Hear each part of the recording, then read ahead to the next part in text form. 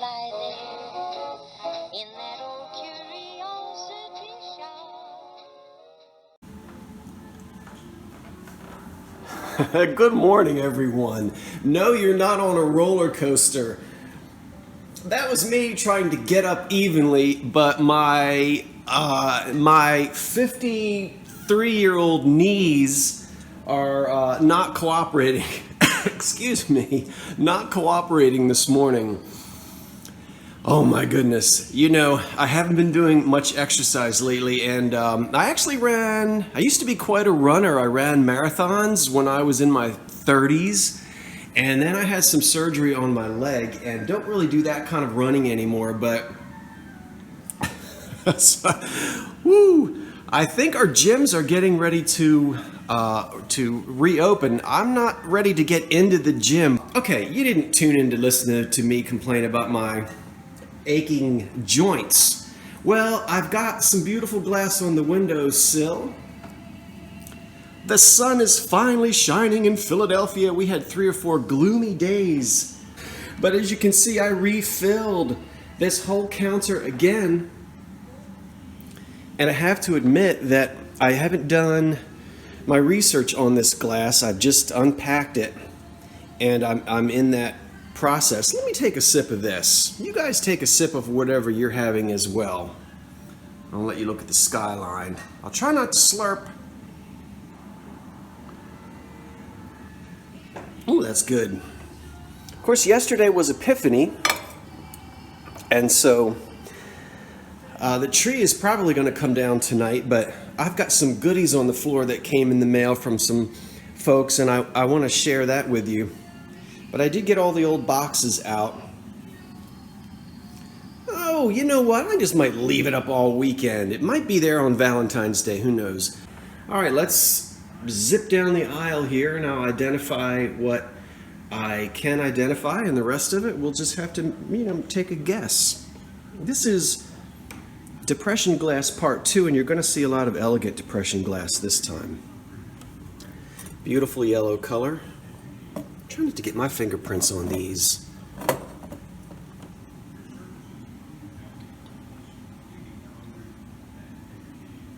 That may be a Cambridge piece.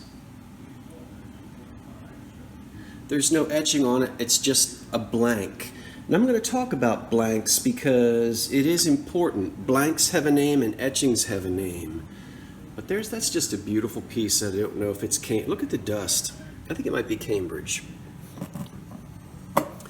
That's the wonderful Vitrock vase from Anchor Hocking in the 1940s. It's not showing up well. That's their milk glass. I love that with the bluebirds on it. I looked that up months ago, and now I can't remember what I discovered. An iridescent art glass bowl that has its base attached to it. Now, those were usually manufactured in a separate piece. Most of the companies made them. Fenton, everybody made them. But this is all one piece, all one mold. Nobody glued a glass pedestal onto this bowl. That's absolutely the way it was manufactured. Really pretty in a golden color. Somewhat of a marigold color, but with hints of gold in it as well. This is, if I remember, a Cambridge piece, and it was patented, I believe, in 1927, sometime in the late 1920s.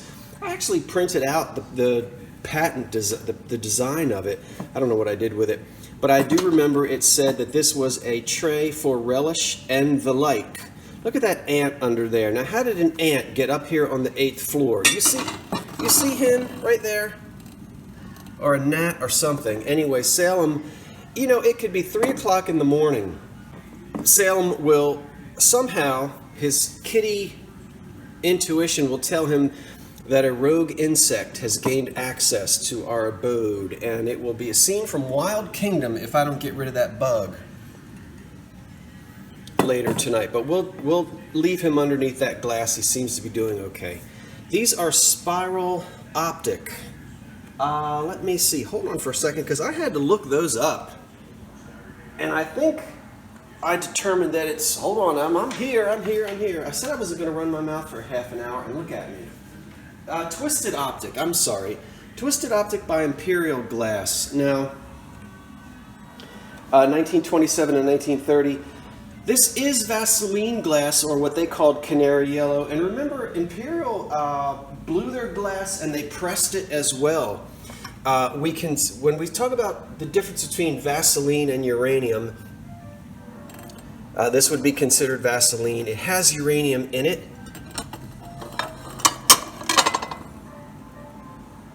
So that means these glow under a black light. Beautiful plates. I know some folks are saying, well, what's the difference between Vaseline and uranium? Oh, that can be debated for quite a while. But most collectors, when we get into the green side of things, we're really just calling it uranium glass. Vaseline, because go to your kitchen, go to your bathroom cabinets and get out an old can of Vaseline. It has this sort of petroleum sheen to it, yeah? And that's why they call this Vaseline glass. And it can be completely yellow, and it can have hints of green to it, but not completely green like that piece there. So plates in Twisted Optic by Imperial. A nice console bowl in green. I don't believe there's any uranium in that. It has a nice etching on it. A little cocktail set there, tiny little shaker. See, with the chrome lid. Or aluminum, I think. And two little, I guess, is that a little martini? Two little martini glasses. You can see that better. Obviously, there would have been several of them, and that probably came in a suitcase. This would have been a portable, take it to the beach, people would, on picnics, tennis trips, and whatnot. Some odd stems here that, with some research, we could figure out what they are. There's one in pink, another one that's etched. Some cups in the front here, and I'll come back to those cups some other time. There's the pink pineapple vase by Anchor Hocking. Another nice pink decorative dish here from an elegant company. You see some scratches in it from use. That's pretty. What would you serve in that? No, I like it though. These are the bowls I've talked about before, which I believe are made by Central Glass. And remember, we've already talked about several companies did this little zigzag edge here, so you really have to do your research to, and sometimes it can be really hard to pin it down. Some stems with a beautiful etched pattern. Pull this over here where you can see it in the light. You know, there's nothing like a table set with elegant depression glass and candlelight.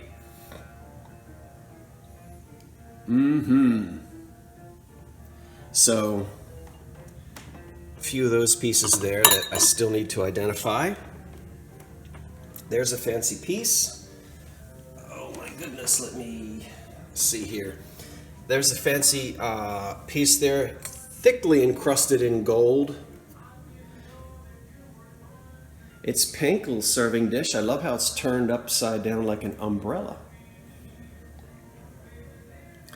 And I'd have to do a little bit of digging through my books to see which pattern that is. I don't remember. Popular style in the early 1930s. Okay. Duncan Miller, I think. They called this Cape Cod Blue. I don't know if you can, let me get it in the, all right, you see how there's an opalescence around the outside of it? So it's blue glass, but it has an opalescent rim. Now, Duncan Miller isn't the only one to do this. But they did, and they called this Cape Cod Blue. Very easily could be another company. As I said, I haven't really done. You see that coming down the wall there? We had the roof is being replaced, And in one of the storms we recently had, I had water coming down the wall. So this building is 110 years old, I think. So yeah, we're getting a new roof put on, which is going to mess around with my mortgage a little bit, but I'm not here to talk about that. It's a beautiful day and I'm happy. Let's get this coffee out of here. It's getting cold. I shouldn't have left that on the windowsill like that. Okay, that is called double columbine. We figured that out last year, remember? Let's get it up here. Double columbine, and it's a mixed piece here with amber at the bottom. You know, when it's green and pink, they call that watermelon glass, and boy, that stuff really sells. This is just one piece, beautiful. Double columbine is the print, is the pattern on there, the design. That looks like beaded block, but I am convinced that it's not. Now take a close-up of it. I want you to study it. It's not crimped around the top the way beaded block is. The horizontal bands that we see are not beaded. They're just smooth bands or rings. And on the beaded block, you would see the beads here as well as here. So this looks like a little juice glass. Some of you are going to say parfait, but this is tiny. You wouldn't even hardly be able to get a spoon in there. So I believe it's a little juice glass, and I'm not sure who made it, but it's not beaded block. Take a really close look. It'll fool you. That's exciting. That's a piece of green glass. It's got uranium in it, so it glows. Now, what was it used for? If I took that brass lid off, what would we put inside of it? Everybody guess. I'll tell you at the end of the video. I'm not going to tell you yet. I got to make you stay tuned till the end. We'll come back to that, and we'll figure out what originally went inside of it. Don't know who made that, but I love it. Look at that color green. That's beautiful. The red piece here, I don't know. Lots of people did this again. And this is really not amberina. It is red, but it's got hints of orange in it. So I wouldn't really refer to this one as an amberina, but boy, is that beautiful. I've got to look this one up to try to determine. I don't want to take a guess because it could be any number of people, glass companies rather, in the Depression era, but that's beautiful. Look at the delicate color on this thing here. I guess you would refer to this as lavender, and it's a wonderful Cambridge piece. Look at the beautiful color on that. I'm not going to drop it. I heard you clutch your pearls. I won't drop it. Okay, beautiful lavender piece. I can't wait to paint that wall. That just makes me so mad. Anyway. Center bowl. Here's some little sherbets over here. These are pretty common, and I think it's Imperial. And this would be an iridescent pattern here. And it's got the rib, you know, the optic effect in there.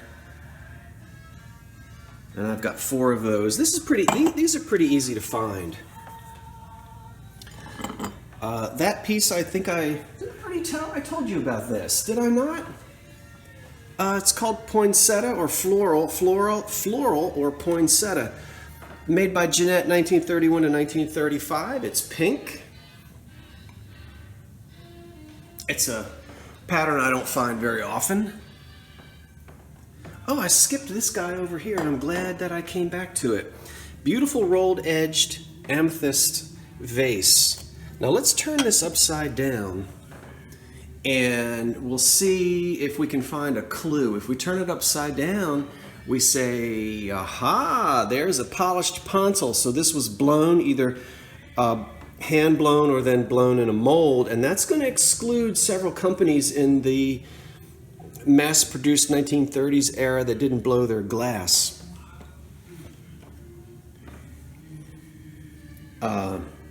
So I'm not exactly certain who made it. It's gorgeous. I love that color. You know, I'm still wearing this. See that?